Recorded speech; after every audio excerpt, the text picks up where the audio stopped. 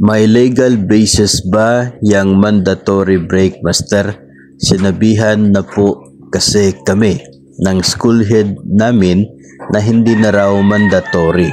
Salamat po sa sagot. So, ito po yung tinutukoy dito is yun pong 30 days na break, no, para po sa mga teachers na wala pong activities ang DepEd.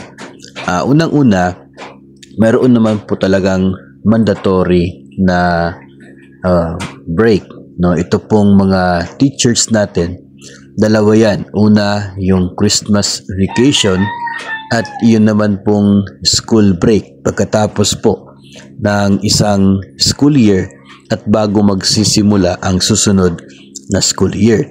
Yun pong time na kung tawagin po natin ay bakasyon talaga para sa mga teachers. Ngayon ay nagkakaroon ng mga activities ang DepEd, kabilang na po dyan yung preparation para sa susunod na school year katulad ng brigada at yung enrollment.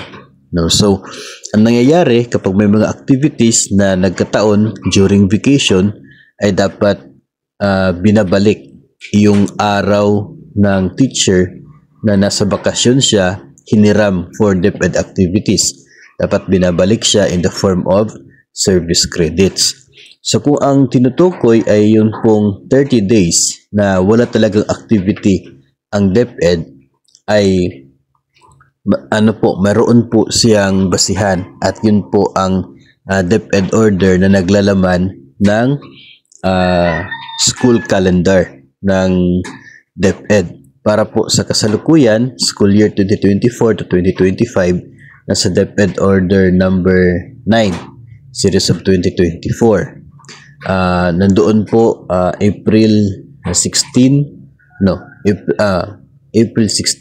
to May, or April 19 to May 18. Yun ang period ng 30 days na wala pong activities ang DepEd.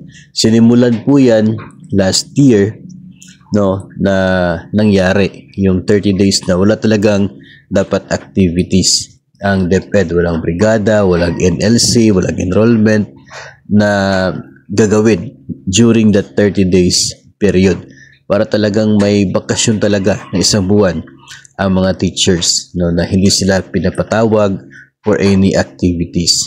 So yun po ay may basihan DepEd order po.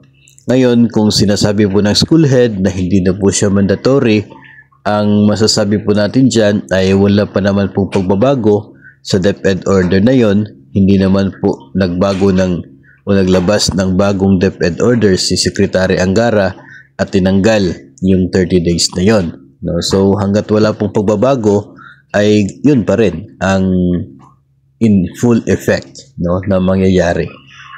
Siguro baka may naiisip si school head na activities during that time, or baka naisip niya na hindi na mangyayari yun kasi nagbago tayo ng DepEd Secretary. Pero yun nga, ang basihan ay isa pong DepEd order. So kung wala pong bagong DepEd order na ilalabas si Secretary Angara, then ganoon pa rin, in effect pa rin yung nilagdaan ni dating DepEd Secretary Sara Duterte tungkol po sa school calendar ng DepEd for this current school year. So meron pa rin po yung 30 days na mandatory na walang dapat activities para po sa mga teachers ngayon pong April hanggang sa May.